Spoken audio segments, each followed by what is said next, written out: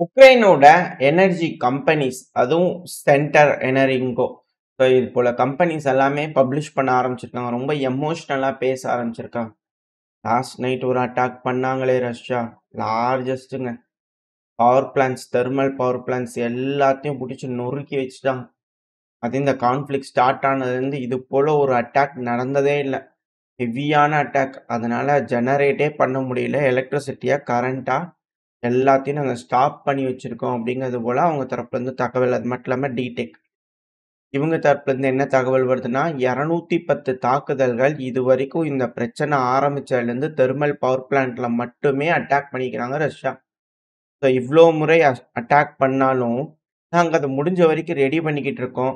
Energy companies work பண்ண வச்சுக்கிட்டு இருக்கோம் நாங்கலாம் சேர்ந்து எங்களால முடிஞ்ச வரைக்கும். ஆனா, இது போல ஒரு லார்ஜ் ஸ்கேல் அட்டாக் நடக்கும்போது ரொம்ப கஷ்டம். அத ஒர்க் பண்ண வைக்கிறது ரொம்ப கஷ்டம் அப்படிங்கிறது போல அவங்க தரப்புலருந்து தகவல் வருது. ஏன்னா, நேத்திக்கு விடிய விடிய வந்து பார்த்தீங்கன்னா, ரஷ்யா 458 ட்ரோன்கள் அப்படிங்கிறத பார்த்திருந்தோம் இல்லையா செய்திகள்ல.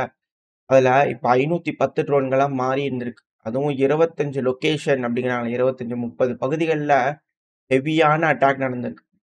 ஸோ இது போல அட்டாக் நடந்ததுனால கீவ், ஜாப்ரோசியா, கர்கிவ், செர்னிவ்னு பல பகுதிகளையும் கரண்ட் கட் ஆயிருக்கு. அதுவும் கீவ்லலாம் வந்து பார்த்தீங்கன்னா, வோல்டேஜ் சர்ஜ் ஆயிருக்கு. அதாவது முதல்ல இருந்தே நம்ம இத ஒரு வேர்ட் சொல்லிட்டு இருப்போம். ஆ உக்ரைனோட கிழக்கு பகுதிகள்ல வந்து பார்த்தீங்கன்னா, இருக்கக்கூடிய எனர்ஜிஸ் எல்லாத்தையும் நம்ம சப்ரஸ் பண்றதுனால, அத கடத்தக்கூடிய எல்லா சப்ஸ்டேஷன்ஸ் எல்லாத்தையும் சப்ரஸ் பண்றதுனால எனர்ஜி இம்பேலன்ஸ் ஆகும். ஸோ எனர்ஜி இம்பேலன்ஸ் ஆகும்போது ஆட்டோமேட்டிக்கா உக்ரைன்ல வந்து பார்த்தீங்கன்னா, இருக்கக்கூடிய எலக்ட்ரிக்கல் இன்ஃப்ராஸ்ட்ரக்சர்லாம் அதிகமா கரண்ட் வருது, ஏதாவது ஆகுதுன்னா, இந்த எலக்ட்ரிக்கல் சர்ஜ் அப், டவுன் ஆகும் இல்லையா? இப்போ கமர்ஷியல் ஏரியாக்கள்ல அதிகமான கரண்ட் வரும். இண்டஸ்ட்ரியல் ஏரியால. இப்ப அந்த இடத்துல போய் நம்ம வீடு கட்டினோம்னா, கரண்ட் ஹெவி வோல்டேஜா வந்துட்டு இருக்கும் இல்லையா? ஸோ அதுபோல வந்து பார்த்தீங்கன்னா, இந்த இடத்துல வோல்டேஜ் இம்பேலன்ஸ் ஆகுறனால தீ பிடிக்க ஆரம்பிச்சிருக்கு. அதுவும் உக்ரைனோட இந்த ட்ராம் மாதிரி இருக்கும் இல்லையா? அது எல்லாமே தீ பிடிக்க ஆரம்பிச்சிருச்சு. ஸோ உக்ரைனோட பவர் சிஸ்டம் எல்லாமே இம்பேலன்ஸ் ஆக ஆரம்பிச்சிருக்கு. ரஷ்யாவோட எண்ண ஓட்டங்கள தெரிஞ்சுக்கிட்ட உக்ரைன், இப்ப அத கண்கூடா பார்த்துக்கிட்டு இருக்காங்க. ஹெவியான அட்டாக். இதுக்கான காரணங்கள் உக்ரைன் ரஷ்யாவோட எனர்ஜி இன்ஃப்ராஸ்ட்ரக்சர் மேல கை வச்சது. சீஸ்ஃபயர் போட்டாங்க. அது அப்படியே இருந்திருக்கலாம். ஆனா, எப்ப திருப்பி அட்டாக் பண்ண ஆரம்பிச்சாங்களோ, இப்ப திருப்பி வெறி கொண்டு அடிச்சிட்டு இருக்காங்க ரஷ்யா. அதுவும் கர்கிவ் பகுதி, லொசோவா. ஸோ இந்த பகுதியெல்லாம் வந்து பார்த்தீங்கன்னா, ஃபேப் குண்டுகள் அப்படியே ஃபேப் 500 இதுக்கு முன்னாடி களத்துல தான் யூஸ் பண்ணிட்டு இருந்தாங்க. இப்பலாம் இந்த எனர்ஜி ஃப்ளோ கிரிட்லலாம் வந்து பார்த்தீங்கன்னா, யூஸ் பண்ண ஆரம்பிச்சுட்டாங்க. அ என்னென்னமோ கலர் கலரா வந்து பார்த்தீங்கன்னா, பவர்ஃபுல்லா வந்து பார்த்தீங்கன்னா, க்ளோ ஆயிருக்கு. நைட் வந்து பார்த்தீங்கன்னா, ஒரு பெரிய க்ளோ வந்து அதுக்கப்புறம் வந்து பார்த்தீங்கன்னா, கரண்ட் ஃபுல்லா கட் ஆயிருக்குது கர்கிவ்ல. இதெல்லாம் ரெடி பண்றதுக்கு கண்டிப்பா சில மாசங்கள் கூட எடுத்தாலும் ஆச்சரியப்படுறதுக்கு இல்ல. ஸோ இது போல ஹெவியா அட்டாக் நடந்துட்டு இருக்கு. At the same time Poltava region நம்ம பார்த்திருந்தோம் இல்லையா? ட்ரெயின் ஸ்டேஷன்லோட எந்த அளவுக்கு சேதங்கள் ஏற்பட்டிருக்குன்னு. ட்ரெயின் டிப்போ மேல அடிச்சிருந்துருக்காங்க. ட்ரெயின் இந்த பொட்டி இன்ஜின்லாம் கொண்டு போய் வச்சிருப்பாங்க ட்ரெயின் டிப்போ. ஸோ அந்த டிப்போல வந்து அடிச்சுக்கிறாங்க. ஹெவியான லொக்கோமோட்டிவ்ஸ் லாஸ் ஆயிருக்கு உக்ரைனுக்கு. ஆல்ரெடி இருக்கக்கூடிய ட்ரெயின்ஸ் மேல அட்டாக் பண்ணி அத யூஸ் பண்ணதுக்கே முடியல அப்படிங்கிற சூழல். இப்போ உக்ரைன்ல இன்ஃப்ராஸ்ட்ரக்சர் எப்படி பில்ட் பண்ணணும்னா, ட்ரெயின முதல்ல கட்டமைக்கணும். 2வது வந்து பார்த்தீங்கன்னா, இது போல ஸ்டேஷன்ஸ் எல்லாத்தையும் சீரமைக்கணும். 2வது அவங்களுக்கு வேணுங்கிற ஃபியூயல் ரெடி பண்ணணும். அது கூட வந்து பார்த்தீங்கன்னா, அந்த ஃபியூயல் ஸ்டோரேஜஸ ரெடி பண்ணணும். ஏகப்பட்ட விஷயங்கள். இப்ப கேஸ் வந்து பார்த்தீங்கன்னா, ரஷ்யா அமெரிக்கா கிட்ட இருந்து வாங்கிக்கலாம். ஆயில் அமெரிக்கா கிட்ட இருந்து வாங்கிக்கலாம். ரஷ்யா கிட்ட இருந்து வாங்கக்கூடாது. ஆனா, அதுக்கு ஏற்படக்கூடிய காசு ரொம்ப அதிகம். இந்த இன்ஃப்ராஸ்ட்ரக்சரே இல்லாத உக்ரைன், போர் நடந்துட்டு இருந்தது. உக்ரைன்ல மத்த பக்கம்லாம் டேமேஜ் ஆகாம இருந்துட்டு இருந்தது. இப்ப இதனால ஹெவியான இழப்புகள் ஏற்படுறதுனால, உக்ரைன் எப்படி இத சரி செஞ்சுட்டு, அதுக்கப்புறம் வந்து போரோட இழப்புகளையும் சரி செய்வாங்க அப்படின்ற கேள்விகள் இருக்கு. ஜெயிச்சாங்கன்னா பரவால்ல. ஒரு வேளை இருக்கக்கூடிய சூழ்நிலை அப்படியே ரீடெயின் ஆகுது அப்படின்னா, ரஷ்யா ரெப்பரேஷன்ஸ் குடுக்க முடியல. அ வாங்க முடியல ரஷ்யா கிட்ட இருந்து. ஏன்னா இவங்க தோத்துட்டாங்கன்னா எப்படி அவங்க தருவாங்க? ஸோ வாங்க முடியல அப்படிங்கும்போது, எப்படி உக்ரைன கட்டமைக்கிறது? யாரு செலவு பண்ணி அத செய்வா? அப்படின்ற கேள்விகள் இருக்கு. ஸோ வெயிட் பண்ணி பார்ப்போம். உக்ரைன் என்ன முடிவுகள் எடுக்க போறாங்கன்னு சொல்லிட்டு. அது மட்டும் இல்லாம உக்ரைனோட அந்த கனவு, ரஷ்யாக்குள்ள தொலைதூரத்துல அடிக்கலாம் அப்படிங்கிறது போல ஒரு கனவு இருந்தது இல்லையா? அதுலயும் தீய வச்சு கொளுத்தி விட்டாங்க ரஷ்யா. ஏன்னா இது போல தொடர்ந்து அட்டாக் பண்ணிட்டே இருக்கிறனால, கரண்ட் இல்ல, ப்ராப்பரான இன்ஃப்ராஸ்ட்ரக்சர் ஃபெசிலிட்டீஸ் இல்ல. 2வது அவங்க ப்ரொடியூஸ் பண்ணணும் அப்படின்னா, இந்த கெமிக்கல்ஸ்க்கான ஃபேக்டரி வேணும். எப்படி ஈரானோட கெமிக்கல் ஃபேக்டரில அட்டாக் பண்றாங்க. சபட்டாஜ் ஆகுது. ஸோ அதேபோல அந்த கெமிக்கல் ஃபேக்டரிஸ்லாம் வந்து பார்த்தீங்கன்னா ரொம்ப ரொம்ப முக்கியம். அந்த ஃபேக்டரிஸ்லாம் ரொம்ப ரொம்ப கம்மியா இருக்கு. இன்னொன்னு ஹால்ட்டும் ஆயிடுச்சு. இது போல எங்கேயாவது ஃபியூயல் ஃபேக்டரிஸ் இந்த ஃபியூயல் சேகரிப்பு கிடங்கு, 2வது கெமிக்கல் பிளான்ட் இந்த பவளங்கிரேட் இப்ப வீடியோலோட இருக்கும். அது மேலலாம் அட்டாக் பண்ணிக்கிறாங்க. இந்த கெமிக்கல் பிளான்ட்லலாம் வந்து பார்த்தீங்கன்னா, அட்டாக் பண்ணதுனால இந்த ராக்கெட் ஃபியூயல வந்து பார்த்தீங்கன்னா, அவங்களால செய்ய முடியாது. அது மட்டும் இல்லாம இந்த கெமிக்கல் பிளான்ட்லாம் வந்து பார்த்தீங்கன்னா, இப்ப ஃப்ரண்ட் லைனுக்கு பக்கத்துல வந்துருச்சு. 80 கிலோமீட்டர் தொலைவுல தான் வந்து பார்த்தீங்கன்னா, ரஷ்யன்ஸ் இருக்காங்க. ரஷ்யாவோட ட்ரோன்கள் இன்னும் கொஞ்சம் தூரம் ரீச் ஆனாங்கன்னா, ரஷ்யாவோட ட்ரோன்கள்லேருந்து எல்லாமே ரீச் ஆக ஆரம்பிச்சுரும். 40 கிலோமீட்டருக்குள்ள வந்துட்டாங்க, 50 கிலோமீட்டருக்குள்ள வந்துட்டாங்கன்னா, ரஷ்யாவோட ட்ரோன்கள் போக ஆரம்பிச்சுரும். ஸோ இப்படி இருக்கும்போது, உக்ரைன்ல அந்த கெமிக்கல் பிளான்ட் இது போல பல விஷயங்கள் இல்லாதனால, உக்ரைன்னால இது போல மிசைல்கள தொடர்ந்து செய்ய முடியாது. உதாரணத்துக்கு ஃபிளமிங்கோ மிசைல். அது மட்டும் இல்லாம இன்வெஸ்ட்மென்ட் இல்ல.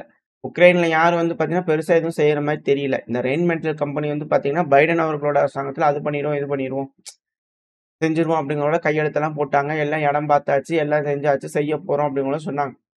ரஷ்யா இருந்துட்டு என்ன சொல்லியிருந்தாங்க, நீங்க செய்யுங்க பார்க்கலாம். ஆனா உக்ரைன்குள்ள கட்டமைச்சீங்கன்னா, அது இருக்காது. நாங்க அடிப்போம். எங்களுக்கு எல்லா ரைட்ஸும் இருக்குன்னு சொல்லிட்டு அவங்க சொன்னாங்க. இப்ப வரைக்கும் கட்டமைச்சாங்களான்னு கேட்டீங்கன்னா, இல்ல. இப்போ ரெயின்மென்டல் கம்பெனி தரப்புலருந்து என்ன சொல்லியிருந்தாங்க, சமீபத்தில நடந்த விஷயம். வேற இடத்த வந்து பார்த்தீங்கன்னா, தேர்ந்தெடுத்து குடுத்துக்குறாங்க. அந்த இடம் வேணான்ட்டாங்க. பார்த்த இடம் அப்படிங்கிறாங்க. அது இடமே இன்னும் பார்க்கலீங்களா? அரசாங்கமே மாறி இப்ப பிரச்சனையே முடியுமா? அப்படிங்கிற சூழ்நிலை வந்துருச்சு. இப்படி இருக்க நேரத்துல வேற ஒரு இடம் பார்க்குறாங்க அப்படிங்கிறது போல செய்திகள்லாம் பார்க்க முடியுது. ஸோ உக்ரைன்ல வந்து இது போல இன்வெஸ்ட்மென்ட், ரிலையபிளான பார்ட்னர்ஸ் இது போல இல்லாதனால ரொம்ப கஷ்டப்பட்டுக்கிட்டு இருக்காங்க. ஸோ லாங் ரேஞ்ச் வெப்பன் அப்படிங்கிறது அவங்களுக்கு இருக்க போறதில்ல. 2வது பாப்புலேஷன். மொபைலைசேஷன என்னதான் வந்து கதற கதற ஆளுங்கள எடுத்துட்டு போனாலும் ஒண்ணும் சண்டை பிடிக்கிறது இல்ல. சண்டை பிடிக்கலனாலும் பரவால்ல. பிடிக்கிறதுக்கு வந்து பார்த்தீங்கன்னா முடிய மாட்டேங்குது. அவங்க எப்படிதான் வந்து பார்த்தீங்கன்னா, பாப்புலேஷன் ஒத்துழைப்பு இல்லாம எப்படி உக்ரைனால ஒரு லார்ஜ் ஸ்கேல் அட்டாக் தொடர்ந்து ஒரு லார்ஜ் அ வ பல வருஷங்களுக்கு வந்து பார்த்தீங்கன்னா, இந்த போர் எப்படி நடக்கும் அப்படிங்கிறது போல வந்து பார்த்தீங்கன்னா, இந்த கேள்விகள் இருக்கு. ஸோ இப்ப கூட இந்த வீடியோ பதிவு எடுக்கப்பட்டிருக்கக்கூடிய உக்ரைன்ல வந்து பார்த்தா மக்கள் மொபைலைசேஷன் பண்றவங்கள தடுக்க பார்க்குறாங்க. இருந்தாலும் புடிச்சுட்டு போயிர்றான்னு வச்சுக்கங்க. ஒருத்தங்க 2 பேர்த்த. ஸோ வெயிட் பண்ணி பார்ப்போம் உக்ரைனோட மக்கள் என்ன முடிவுகள் எடுக்குறாங்க. ஆனா அட் த சேம் டைம் ரஷ்யாக்குள்ளேயும் அட்டாக் நடக்குது. உக்ரைன் தாக்குதல் பண்ணிருக்காங்க. ஸோ வோல்காகிரேட் பகுதி இருக்கு இல்லையா? ஸோ அந்த பகுதிகள்லாம் டேமேஜ் ஆயிருந்திருக்கு. ஸோ இத ரெடி பண்ணிக்கிட்டு இருக்கோம் அப்படிங்கிறது போல இமேஜஸ் 2வது விஷயங்கள் கவர்னர் தரப்புலருந்து வந்துகிட்டு இருக்கு. ஸோ வோல்காகிரேட் பகுதிகள்லயும் எனர்ஜி இன்ஃப்ராஸ்ட்ரக்சர்லாம் டேமேஜ் ஆயிருக்கு. 2வது பெல்கிராட் பகுதியிலயும் எனர்ஜி இன்ஃப்ராஸ்ட்ரக்சர்லாம் டேமேஜ் ஆயிருக்கு அப்படிங்கிற செய்திகள் வந்துட்டு இருக்கு. ரஷ்யாக்குள்ளேயே இழப்புகள் ஏற்பட்டுக்கிட்டு இருக்கு. ஸோ அத தடுக்கிறதுக்காக ரஷ்யா வந்து பார்த்தீங்கன்னா, அடுத்த கட்ட வளர்ச்சி நோக்கி போயிட்டு இருக்காங்க லேசர் சிஸ்டம்ஸ். ஸோ அவங்க கிட்ட வந்து பார்த்தீங்கன்னா, ஃபண்டிங் அப்படிங்கிறது போய் வேற ஒரு நாடுகிட்ட கேட்கணும் அப்படிங்கிற நீட் இல்ல. ஸோ இது போல விஷயங்கள்லாம் வேணும்னா உக்ரைன் வேற நாடுகிட்ட போய் கேட்கணும். இப்ப ரஷ்யா வந்து பார்த்தீங்கன்னா, லேசர் பஸ் சிஸ்டம். இது வந்து பார்த்தீங்கன்னா, ஆட்டோமேட்டிக்கா டெஸ்ட்ராய் ஆயிரும். ஒரு ஆள் உட்காந்து மேனுவலா செய்யணும் அப்படிங்கலாம் இல்ல. 1/2 செகண்ட் ஒரு ட்ரோன் வருதுன்னு பிரெடிக்ட் பண்ணிச்சுனாலே 1/2 செகண்ட் அத டெஸ்ட்ராய் பண்ணுது. இது போல ஆள் இல்லாம ஆளோடையும் இருக்கக்கூடிய இது போல லேசர் சிஸ்டம்ஸ அதிகப்படியா டெவலப் பண்ணி சோதனை பண்ணிக்கிட்டு இருக்காங்க. அத ரியல் டைம்லயும் சோதனை பண்றாங்க. உக்ரைன் அனுப்புறாங்க. டெஸ்ட்ராய் ஆச்சுன்னா ஓகே அப்படிங்கிற ஃபுல்லா எல்லா பக்கத்துலயும் வந்து பார்த்தீங்கன்னா, செஞ்சுகிட்டு இருக்காங்க. ஸோ இந்த சிஸ்டம் வந்து பார்த்தீங்கன்னா, இப்போ டெஸ்ட் அப்ரூவ்ட் ஆயிருக்கு. இத கூடிய சீக்கிரத்தில மேசிவ் டிப்ளாய்மென்ட் பண்ணுவாங்க அப்படிங்கிறது போல ரஷ்ய தரப்புலருந்து வந்துகிட்டு இருக்கு செய்திகள். லேசர் சிஸ்டம்ஸ் ஆல்ரெடி பார்த்தோம். இது ஆட்டோமேட்டட் அ லேசர் சிஸ்டம்ஸ். ஸோ ரொம்ப ஃபாஸ்ட்டா நடக்குது சாஃப்ட்வேர்ஸ் இல்ல இருக்கக்கூடிய ஏதோ ஒரு டெக்னாலஜி அப்கிரேட் இது போல விஷயங்கள் வந்து பண்ணா செஞ்சிருப்பாங்க. ஸோ ஆட்டோமேட்டிக் மோட் அப்புறம் ஸ்டாஃப் மோட் 2 மோட் இருக்கு. ஸோ இதில ஆப்பரேட் பண்ணிக்கலாம் அப்படிங்கிறது போல ரஷ்ய தரப்புலருந்து இன்ட்ரோடியூஸ் பண்ணிட்டு இருக்காங்க. ஏன்னா இந்த ட்ரோன்கள்லாம் ரொம்ப ரொம்ப முக்கியம். நம்ம அடுத்தடுத்து பார்க்கும்போது உங்களுக்கு தெரியும். இந்த ட்ரோன் அப்படிங்கிறது வந்து பார்த்தீங்கன்னா, இந்த ஏரியல் வெஹிக்கிள் மட்டும் கிடையாது. இந்த களத்திலேயும் வந்து பார்த்தீங்கன்னா, ட்ரோன் வார்ஸ் அப்படிங்கிறது வேற லெவல்ல போயிட்டு இருக்கு. இந்த ரஷ்யாவும் சரி, உக்ரைனும் சரி இந்த களத்தில இந்த ட்ரோன்கள யூஸ் பண்ணி தான் முன்னாடி இருக்கக்கூடிய வீரர்களுக்கு சப்ளை தராங்க. அந்த ட்ரோன்கள வந்து பார்த்தீங்கன்னா, ரஷ்யா வேட்டையாடுறாங்க. அதேபோல உக்ரைன் வந்து பார்த்தீங்கன்னா செய்றாங்க. ஸோ இது போல மாறி மாறி அடிச்சுட்டு இருக்காங்க. ஸோ ட்ரோன் வார்ஸ் அப்படிங்கிறது ரொம்ப அதிகரிச்சிருக்கு. ஃபியூச்சர் பேட்டில் அப்படிங்கிறது எந்த அளவுக்கு வருது அப்படிங்கிறது புரிஞ்சுக்க முடியுது. இதுக்கு முன்னாடி நம்ம ஆட்டோமேஷன் சொல்லியிருந்தோம். இந்த ஆட்டோமேசர், லேசர் வெப்பன் இது எல்லாமே வந்து பார்த்தீங்கன்னா, ஏஐ கைடட் இது போல விஷயங்கள் வந்துருச்சு. ஸோ இப்ப இந்த ட்ரோன்கள் எல்லாமே வெயிட்டிங் ட்ரோன்ஸ் அப்படிங்கிற சொல்றாங்க. ஸோ இந்த ட்ரோன்கள் வெயிட்டிங் ட்ரோன்ங்கிறது ஒரு இடத்துல உட்காந்துருக்கும். பார்த்தீங்கனாலே தெரியும். ஸோ ஒரு வண்டி வருது அப்படின்னா தெரிஞ்சுட்டு போய் அத அடிக்கிறது. அந்த ஏரியா ஃபுல்லாவே அ ஓடிட்டே இருக்கறனால ரொம்ப கம்மியான கரண்ட் இருந்ததுன்னா போதும். ஸோ அதிக நேரத்துக்கு அதனால சர்வேலன்ஸ்ல இருக்க முடியும். சர்வேலன்ஸ் கேமரா மாரி. இல்ல இது ஒரு வேள பேட்டரிலாம் தீர்ந்து கம்ப்ளீட்டா ஆஃப் ஆனா கூட ரோட்ல உட்கார வச்சுட்டாங்க அப்டின்னா, அந்த வழியா வரக்கூடிய டேங்க் இருக்கு இல்லையா? அது இது மேல பட்டு வெடிச்சிருது.